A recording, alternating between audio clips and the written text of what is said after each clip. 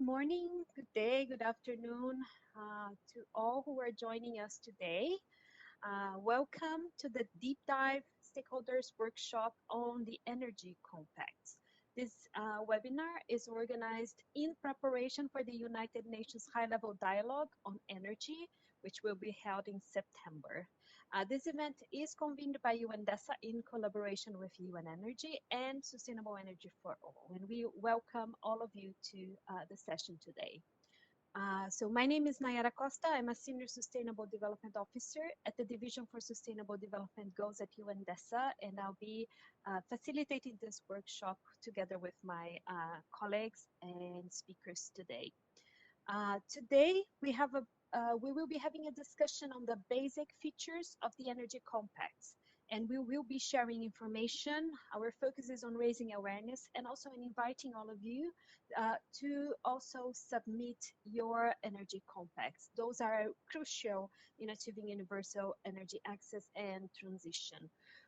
This will be also a good opportunity for us to learn from some outstanding projects from stakeholders from different regions of the world and their efforts in making energy transition a close reality for all. Before we begin, just a few housekeeping announcements. This call is being recorded, and the link to the recording as well as the PowerPoint presentation will be shared soon, and it will be posted on the event's website.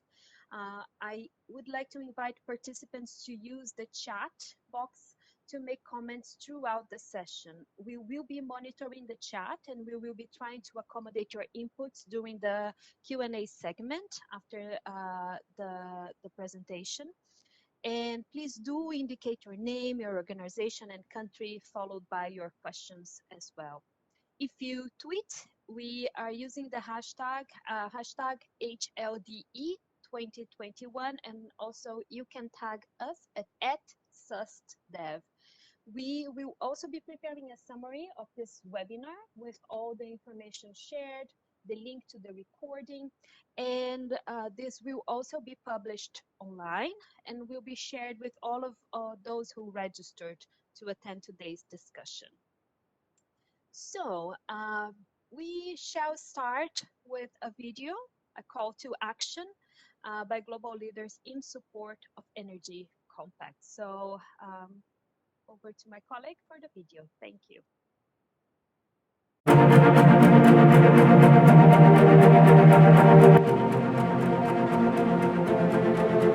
Now is the time to be bold and ambitious. At the high-level dialogue on energy in September, we can change course. It's time to give access to electricity and all the opportunities that it brings to the nearly 800 million people who still live without it, and to start a green energy transition for everyone. It's time for bold new partnerships to provide countries with the resources they need to enable a fair and just energy transition that leaves no one behind. It's time for nations to fulfill their commitments under the Paris Agreement and make the transition we urgently need.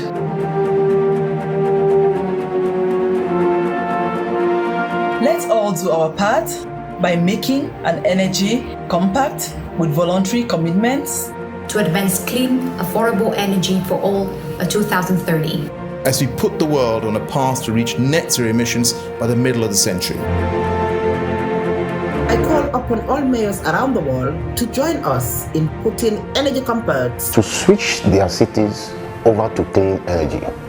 Call on businesses to join us in making energy compact plans in line with the goals of the Paris Agreement. To advance the productive use of renewable energy for all by 2030. I call on organizations around the world to join us in making energy compact commitments.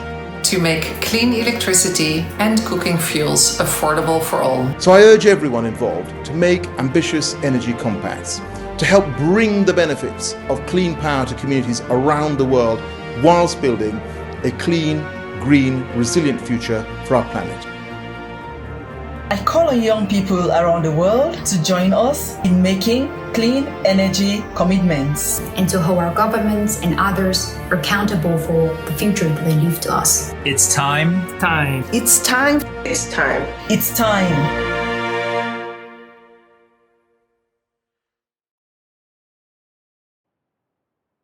Thank you so very much, Yadina.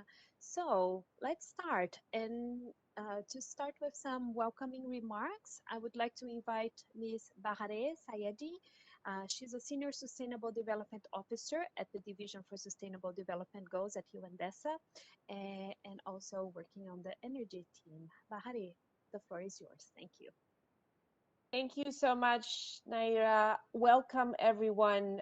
Good morning, good afternoon. As mentioned, my name is Bahar Sayedi, and I am part of the High-Level Dialogue of Energy Secretariat. And today I have the pleasure of welcoming you on behalf of the Dialogue Secretariat.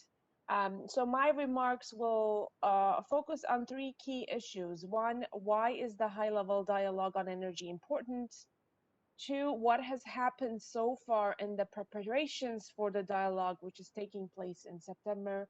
And thirdly, what are we facing in terms of the next several weeks ahead of the dialogue and then beyond after the dialogue?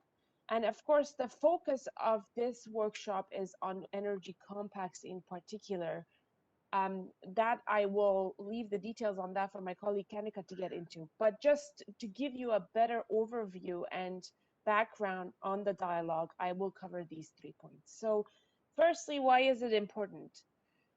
Just to put it in the context, the last time the heads of states got together in the margins of General Assembly to talk about energy was 40 years ago.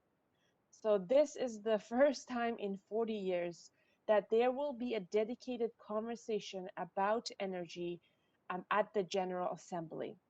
This gives it quite an importance in terms of the opportunity that we have ahead of us to look at where are we with the conversation around SDG 7, which is the goal that is dedicated to energy and its relevant targets, and what should be done to accelerate progress.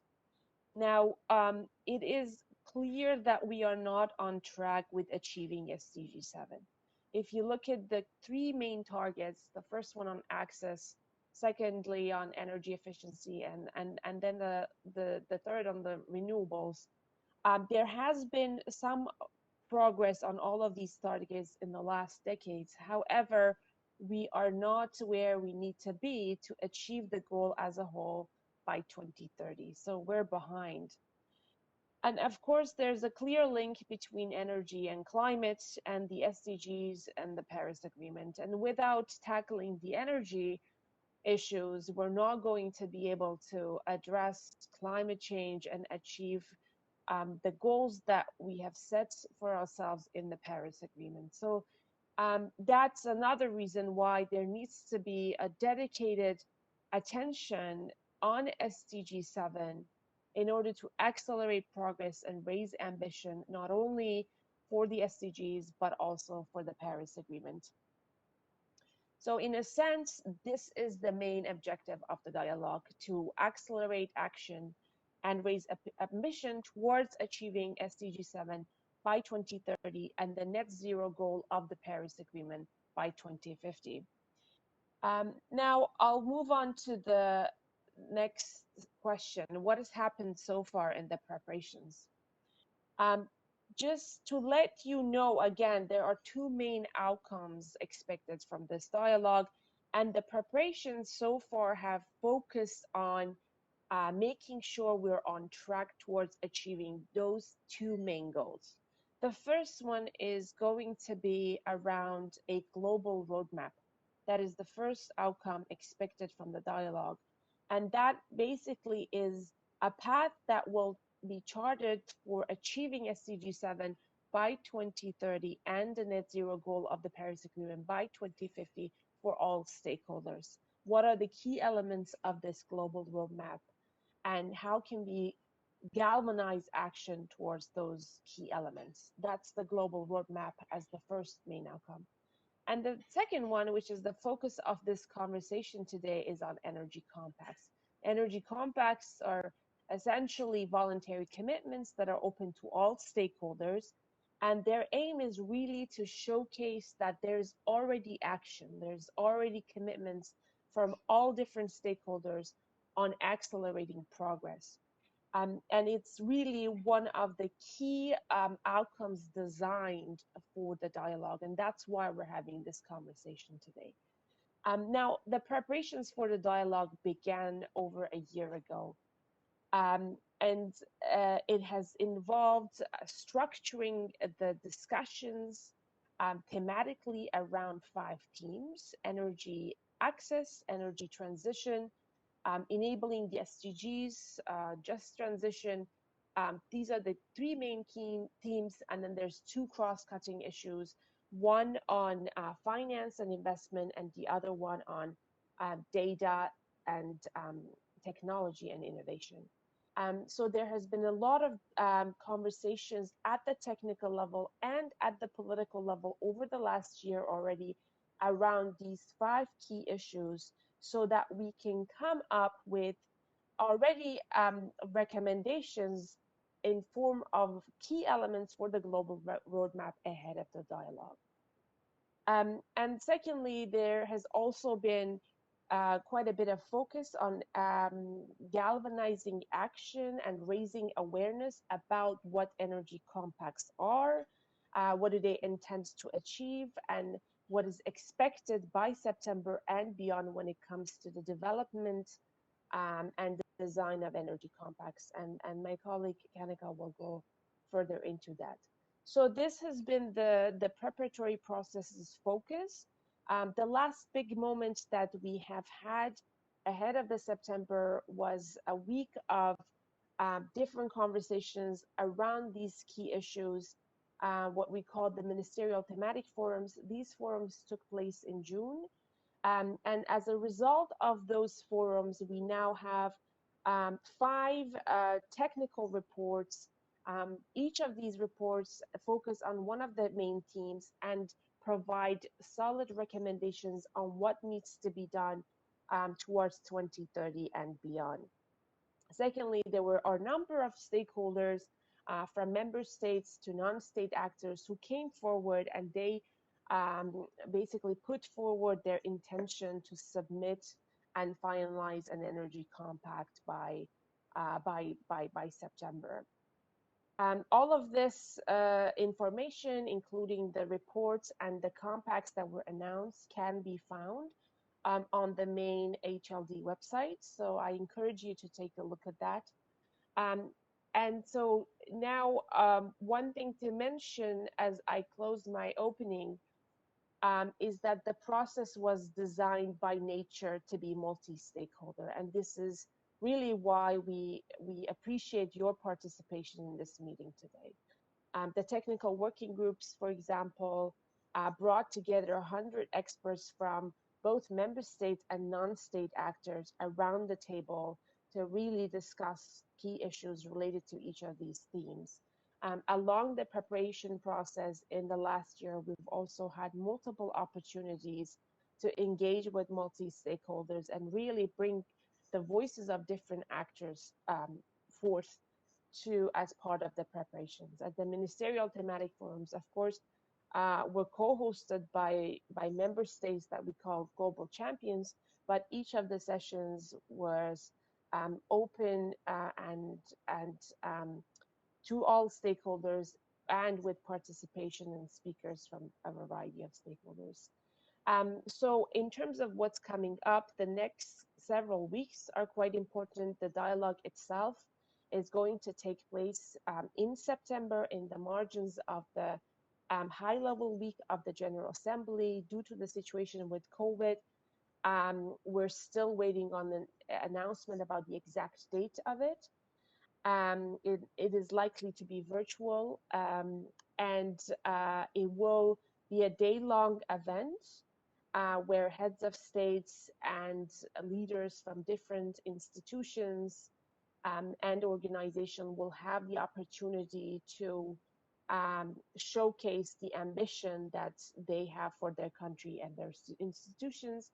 In the lead up to the actual day of the dialogue, there will also be a series of sort of events to facilitate, again, a more open engagement from all stakeholders. So Once this detail is more clear, the information will be posted online. And again, we encourage you to follow what is happening via our newsletter to get more informed about what's coming up.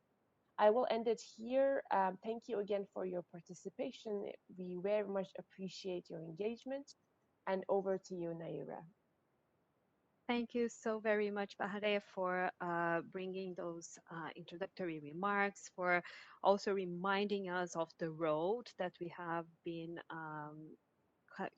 going so far, and also calling the attention to the energy compacts, which is the focus of today's discussion. And let's move now then to the presentation about what are the energy compacts and how can the different partners that are attending the session today engage directly with the high-level dialogue on energy by submitting those commitments. So let me give the floor to Ms. Kanika Chawla. She's program manager at Sustainable Energy for All, which is an international organization mobilizing leaders and other stakeholders across governments, the private sector, financial institutions, civil society, and philanthropies towards the achievement of SDG 7. And it's also one of the co-organizers of the high-level dialogue on energy. So Ms. Chawla, the floor is yours. Thank you very much, Naira, and thank you to all of you for joining us from all parts of the world. We really appreciate your interest, and as Bahare explained so well, that we really do have kind of an important opportunity. It's a milestone moment for this high-level dialogue to be coming together at this kind of, heads of state level convened by the Secretary General for the first time in 40 years. And it's critical then that we take the momentum and the opportunity of these times and use it to carry forward action through the coming 9 years. And that's really the focus of the Energy Compacts, is how can we use all of the preparatory work that Bahare just talked about, including the recommendations of over 140 experts from all over the world, on what are some of the ways to accelerate action and delivery on SDG 7, and then really translate that into specific actions. Next slide, please. So as we just heard, there's kind of a twin outcome from the dialogue, and we're in a really important year as well. It's a year that is, of course, very critical for thinking about COVID recovery, for economic development, as millions are sliding back into poverty, but it's also the year of the COP26 negotiations, which are going to really set us on a very kind of definitive pathway towards the net zero goals by 2050. And then in the middle of all this, we have the high-level dialogue. And it's important then to understand why this high-level dialogue is not just one more milestone, but in fact a very critical milestone. And that's because of the critical role of energy itself. There is, of course, as SDG 7 states, there is, from an equity point of view, it's incumbent upon us as a global community to make sure that there is energy access, not just for consumption, but also for productive uses, including clean cooking for every person in the world. But there is also the role that energy plays in advancing development goals as well as climate goals.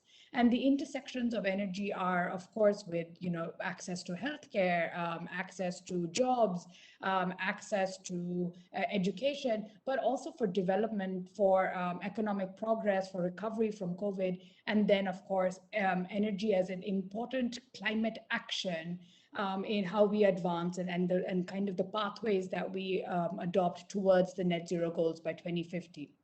Next slide, please. And so we've been in this process, as Bahare mentioned, for some time now, and we're not doing it alone. We have 30 global team champions across the 5 themes. And these global team champions are member states from all over the world. So we have a really good geographical mix. But what's even more critical in this context is that they represent several different energy realities.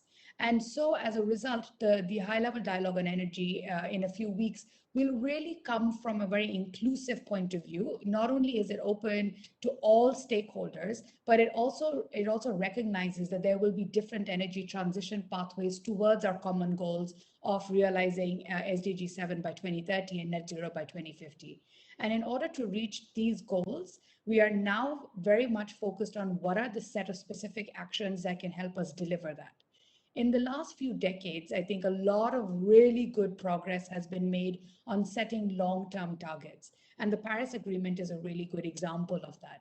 But what we're now focused on are what are the short-term actions that will lead to these long-term goals. So when a company or a country says they're going to be net zero by 2050, what are they going to do in 2022, in 2023, and every subsequent year for us to get there? Next slide, please. And this is kind of the basis on which the energy compacts are then formed. So the energy compacts are voluntary commitments that are open to all stakeholder groups, to governments, subnational governments, private sector, civil society, youth groups, but also to multi-stakeholder collectives on specific themes. And the focus of the energy compacts is on very specific, ambitious actions. And the focus here is to very much think about how can we play to our competitive strengths. In other processes that are undergoing that have made really important strides in the past, a lot of work has been done kind of in parallel. So there's a government track, there's a civil society track, whereas what we're saying is that the energy compacts must, the energy compact of a company as well as of a country, etc., it's all the same process. And that will allow us to facilitate collaborations on very specific actions and then monitor progress. So that we're going to the heart of what gets monitored gets done. Next slide, please.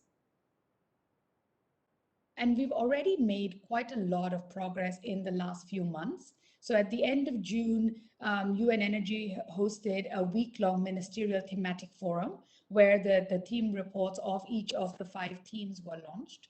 And there was a lot of deep dive discussion on what will it take to end energy poverty by 2030. Because as we know, there are no pathways to net zero by 2050 that do not actually first address energy poverty by 2030. So we cannot have the energy access conversation and the climate change conversation separate from each other. We need those two to intersect. And as a focus of that, the energy compacts actually bring together these actions. And we saw over 25 very ambitious energy compact commitments being showcased. So they were kind of previews of energy compacts that will then formally be launched at the high-level dialogue. And these included several energy compacts from member states, including both developed and developing countries and small island developing states. We also saw very ambitious compacts coming forward from philanthropy and the role of concessional capital in advancing the energy transition, as well, of course, from private sector and multi-stakeholder groups on specific topics like clean cooking. So what does an energy compact look like? And now we're really going into if you wanted to participate in this process, what would you have to do? And you've taken the first step today by joining an energy compact workshop. As I mentioned before, the energy compacts are open to all stakeholders. They are the way that the compact process is actually quite simple. It's a very simple form that is currently already available on the UN Energy website. And the focus of that is to then state what is your high-level goal.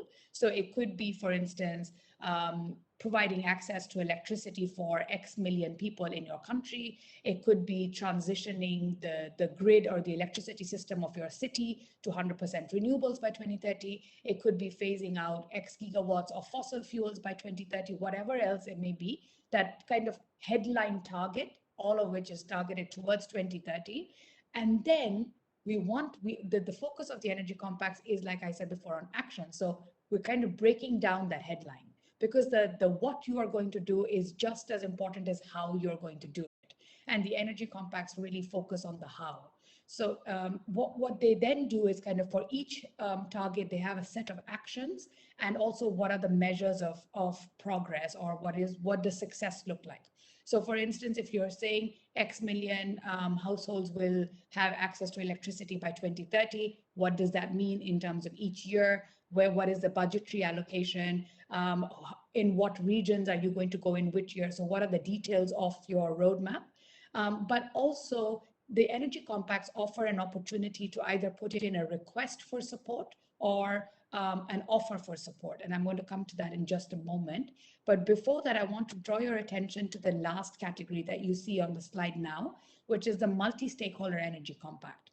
And this is what is kind of a thematic energy compact, where several different partners work together on a very specific topic. So for instance, it could be on clean cooking or green hydrogen or electrification of rural health facilities, where we have governments, subnational governments, private sector, science and academia all coming together to pursue one common goal. And they all have kind of very specific activities that they will undertake towards that goal. Next slide, please. So once you are able to draft your energy compact, include within it your measures or your indicators of progress, you would then submit that to UN Energy. This is, again, like I said, a simple form that you would fill out and email into UN Energy. We would then review this, and once it is finalized, it would then be published on a repository database that we're developing for energy compacts. The process is open all the way until 2030, so energy compacts can be submitted at any time. But of course, as we discussed at the start, we have a golden opportunity in the form of the high-level dialogue in a few weeks.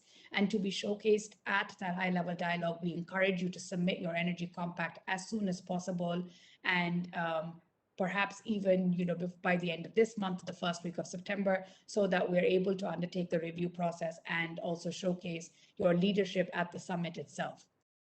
It's also important at this stage to mention that energy compacts are living documents.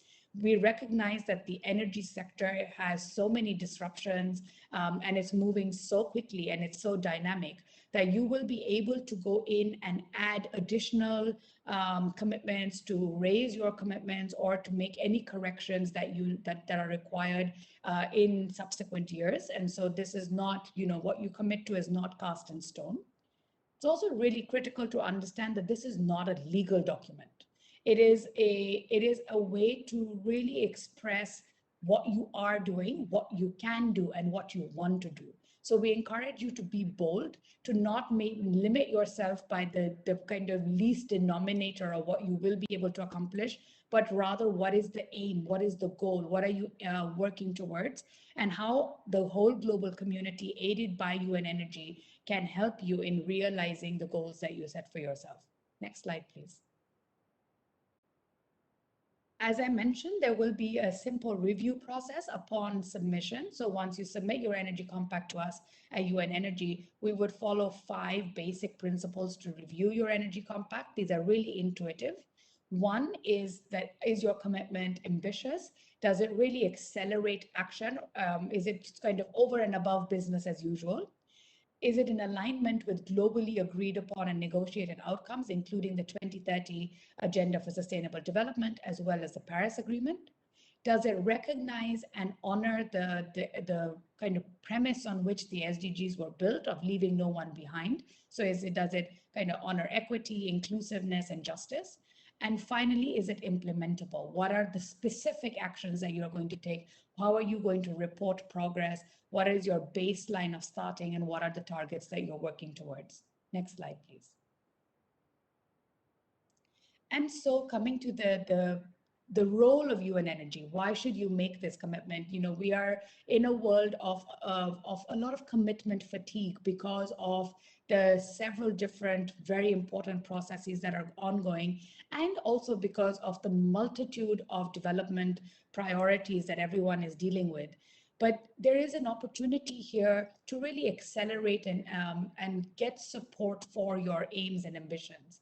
And this is really the value proposition of UN Energy, where because in each energy compact, you are either making a request for support or an ask or a offer of support, what we're able to do is really develop kind of a pipeline of supply side energy compacts that require support. This could be financial support, technical support, skilling support on developing, analytical studies and roadmaps and pathways.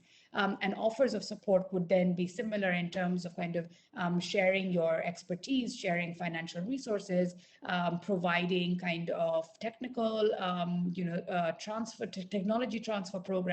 And what UN Energy would then do is facilitate collaboration between various partners so that we're able to all work together towards our common goals and get there faster. This is, as I had said again, this is where we all work together towards our competitive advantages. How can policy and regulation help, say, some of the actions and commitments of private sector? How can private sector provide financial resources towards advancing the provision of, say, energy to the last mile, or to communities that are currently still left behind? And so this kind of matchmaking and the legitimacy of this process would come from UN Energy. Next slide, please. And finally, to say that this is really a very open and inclusive process. We're working with you. We are not being prescriptive in any way. We just want to showcase your leadership. And in order for us to do that, please feel free to reach out to us with any questions, with any suggestions, and please do join us both, of course, at the high-level dialogue, but also at all of the workshops that we're doing in the run-up, so that you're able to participate in this process as an important leader of the global energy transition. Thank you. Thank you so very much, Kanika, for your presentation and for giving this roadmap and this detailed way of submitting energy compacts. And this is really, really helpful. Colleagues, to all participants, if you want to submit any questions, we have a few minutes for some exchange. You can post them on the chat box so I can address them directly to Kanika. We will also be posting more links, and don't worry, we will be sharing the presentation with you as well, but also I'll be asking my colleagues to post links to the this information to the web page. And I understand that there is also an email that people can submit questions when they are crafting their energy compacts as well. I just think we can also publish this information there. So let me give a few minutes. Please do use the chat box, okay, colleagues? This will be easier for us to address your comments, your questions. And I'll also be kindly asking Kanika during the other presentation, if something comes up, perhaps you and Bahare and other colleagues can also try to address. Let me see. Just go back to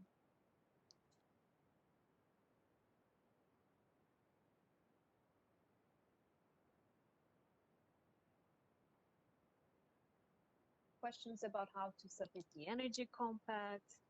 If your organization is willing to submit one, you can also put this on the chat box. This will be interesting for us to see as well. Just give a few more minutes for questions.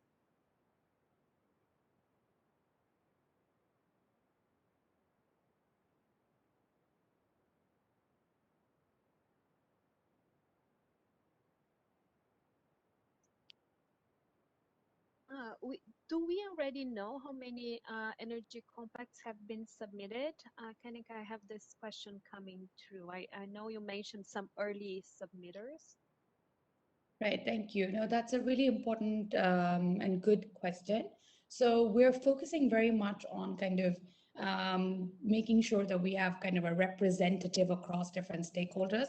Well, as I mentioned, we have 30 global theme champions and several UN organization co-leads who are also going to be submitting energy compacts. We don't obviously have the final number because the process is still open and ongoing, but we did receive already 25 early showcases. We have several others that are currently in the review process, and because they're still being reviewed, we are obviously not able to tell you the exact number, but I think it's safe to say that we will have quite a lot of very ambitious actions coming forward. So the high-level dialogue will definitely be an exciting one where we will see a lot of new commitments that will accelerate the pace at which we deliver SDG 7.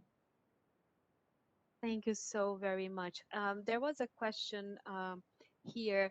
Is there any plans on how on the potential connection between the high-level dialogue on energy and COP26?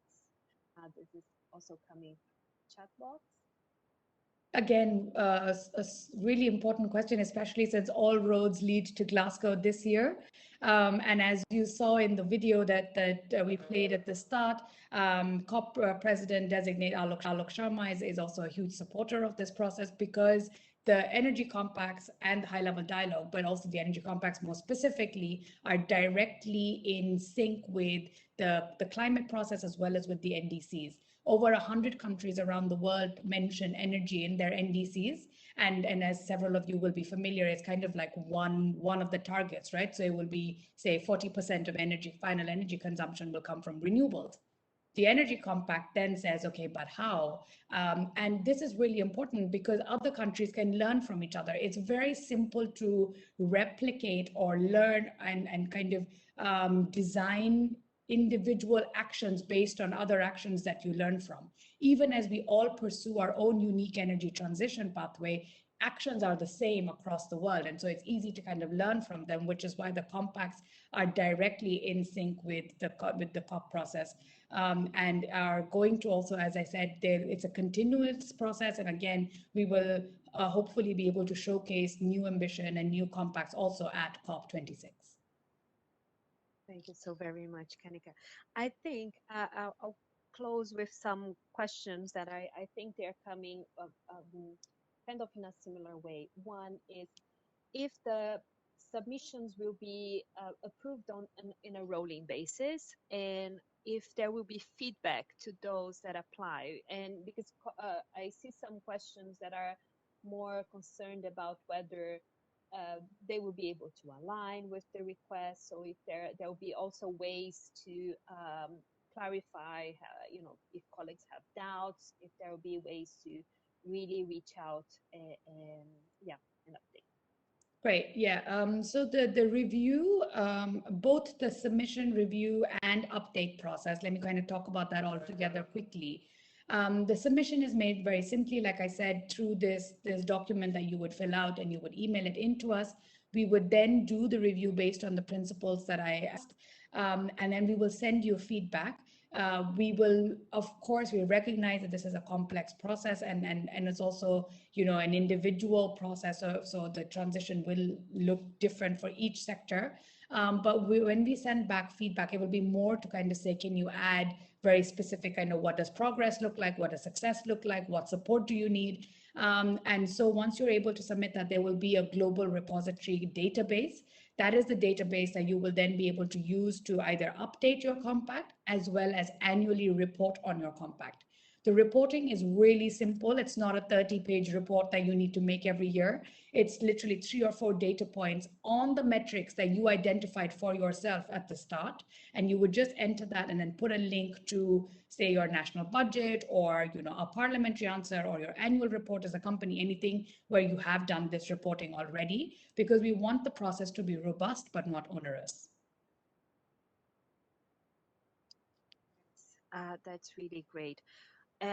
I see there is one question talking about what are the benefits and incentives for member states and stakeholders to submit energy compacts? I think it's perhaps threefold, if I can say, kind of the importance. One is to participate in the high-level dialogues, like we've discussed. It's an important opportunity to raise the profile of your actions, to really raise awareness and participate in this global moment. The second one is to, again, be part of this energy compact community or network where you can work with other compact committers or other compacts which align with what you are trying to do, to also kind of think, from governments, when they put forward energy compacts, it's like it's a signal of what they're going to be doing. And so for private sector or for civil society, then to work with them, to aid them in this process. So it really is that kind of, a snapshot of all the actions that are going to be taking place. So you can get to obviously be part of that. And finally is to receive kind of the matchmaking support of UN Energy, where compacts of A will be matched with compacts of, S or T or whatever, just so that they can reach their goals in a joint manner at a pace faster than if they didn't work together. and to use the UN umbrella to kind of deliver that, as well as, compact commitments that will come forward by within the UN family as well, to make sure that we're able to support you in realizing the goals that you put forward in your compacts. Thank you so very much, Kanika. And colleagues, I know there are more questions coming through. We will be saving the chat box, and we will also be sharing this with colleagues that are directly working on the energy compacts, and Kanika with you as well, and others. So they can also address this in the FAQ about the energy compact, so we can also see the type of questions that are coming from you. I see questions that are specific about how the platform will operate. The platform is being set up, and also the details will come. So this will all be clarified in due process. The really important thing today is really to share the information about the energy compact and to create this awareness and this invitation to all stakeholders to join this movement with us and to get inspired as well. And I think the great incentive is also this opportunity to connect with others and to be in touch and to be part of this follow-up that will be held after the high-level dialogue in September. Thank you so very much, Kanika. Again, if you could keep an eye on the chat box as well, I think this might be super helpful. If there anything you want to address as well in the chat box, this is great. And I think now we are moving to the very concrete part of our short discussion today. We are pleased to have 3 very inspiring projects that are coming from different parts of the world, and they are really making a change in SDG 7. The projects, they have been identified in 2 platforms that UNDESA have been managing. One is the SDG Good Practices, and the other one is the SDG Acceleration Actions platform. And they are bringing stories, commitments, and other experiences in the implementation of SDG 7 and others. And we are also encouraging our partners today to really also come to join the Energy Compact as well. So we have 3 speakers, and I'll ask them to stay with 4 minutes. And let me give the floor to our first presenter, Ms. Murth Gungar, and she is the coordinator at Eco Energy Eco Label, which is a non-governmental organization whose mission is to use their eco label as a tool to promote the most sustainable forms of energy and to raise funds for additional climate and biodiversity protection. Ms. Gungar, the floor is yours. Thank you. Thank you very much, Nayara. Hello, everyone. Good morning, good evening, good afternoon, wherever you are. I'm Merve Güngör. I am working for the Eco Energy Eco Label. We are an initiative of the Finnish Association for Nature Conservation. We are located in Finland, but our nonprofit Eco Label is available and active worldwide. And I'm very happy to be here at this workshop where we are talking about concrete action, because concrete action is exactly what we are focusing all our activities on. And I'm also very happy to have heard the presentations of Kanika and Bahare previously. I hope most of you were also here in the event during their presentations, because indeed all of these developments show us that we are at a crossroads. So this is indeed the decade of action, and this year is particularly crucial because we have seen many Green New Deals and green recovery projects, programs all around the world. And for this reason, we also appreciate the Energy Compacts initiative, because we need concrete, voluntary commitments as well as climate action. And as Eco Energy, we focus on saying we don't need words, but less words, more action, because climate action is indeed crucial, and it's also crucial in the sense that actions speak louder than words. So that's why we have our Eco Energy Eco Label. The Eco Label is a tool for consumers to make a concrete change. And what do we mean by this? It's that when a consumer, large or small, chooses to use eco-energy labeled renewable energy, the impact of their choice, of their purchase goes beyond. This means that we add extra value to their choice of renewable energy, and this value is in the forms of new clean energy projects being financed in developing countries, in areas of the world where there is no reliable energy connection even. So every eco-energy user contributes to our climate fund. And through this climate fund, we finance projects that tackle energy poverty. These are very small scale projects, such as solar panels on school rooftops or on health clinics, or solar powered water pumps for irrigation or providing clean water. So as you see, with one consumer's purchase, no matter how small their contribution is, there are good things happening in other parts of the world. So the consumers have the power, both literally and figuratively, to make a change. And the eco-label has criteria regarding environmental sustainability. This means that the power plants that get an eco-energy approval have minimal impact on environment. This also ensures the consumers that they already make a good choice by by using renewables, but they can take it one step further. And actually making a larger impact is usually much easier than we think. A lot of larger consumers worry about having found the ideal solution, but the ideal solution is never going to come unless we make the first move, basically, unless we make the first step. Because after you start taking action, it's always easier to build upon.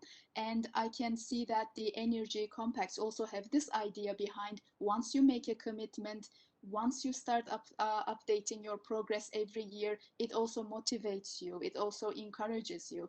So Eco Energy is also planning to submit an energy compact.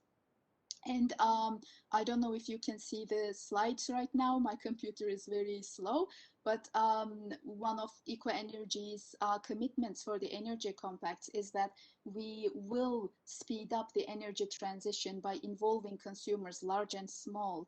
And this also means we inform them about the impacts of energy production on nature, because yes, we need a higher uptake of renewables, but we also need to make sure that this happens in line with environmental sustainability that we also need to consider. And the projects I have previously mentioned, the solar projects in developing countries, this is how we assure that we help fight energy poverty in different parts of the world. So and I again want to repeat that we are very happy that we have this concrete tool to encourage further action, and we are very proud that our contribution to these climate projects in the past 5 years have exceeded 1 million euros. Despite being a small project, I just want to highlight that with every small drop, just like every energy compact commitment from many stakeholders, can actually result in a large positive result that our planet really needs. Thank you all very much.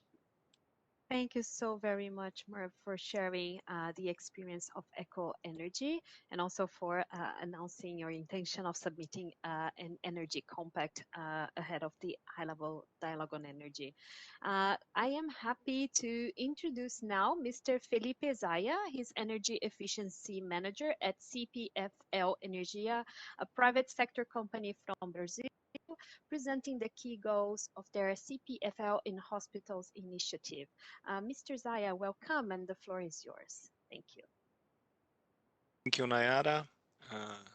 Good morning and good afternoon, good night, everyone.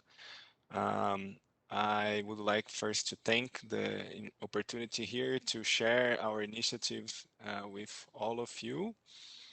CPFL Energia, it's a private company that has assets and operations here in Brazil in generation, transmission, and distribution segments. And currently our main shareholder is State Grid Corporation from China. Our project that I will share with you is CPFL in Hospitals. Basically, it's an initiative that helps public and philanthropic institutions to reduce their energy costs, allowing them to use these funds in key medical expenses. It's important to mention that all of these institutions, these hospitals in Brazil, they offer free healthcare to our society. So in most cases, these institutions, they face severe financial constraints in offering this free healthcare to the Brazilian people. Our initiative, it focuses itself on three major areas. The first one, it's energy efficiency actions. By doing that, we replace old and inefficient equipment by new ones and more efficient technology. And basically, we try to make the hospitals and institutions more efficient so they can reduce their energy costs, but also helping the environment and the sustainability efforts from these institutions. Um, we also use some tax incentive programs to invest in hospitals improvements, basically offering support for the hospitals to buy new medical equipments, but also to modernize and improve their infrastructure here.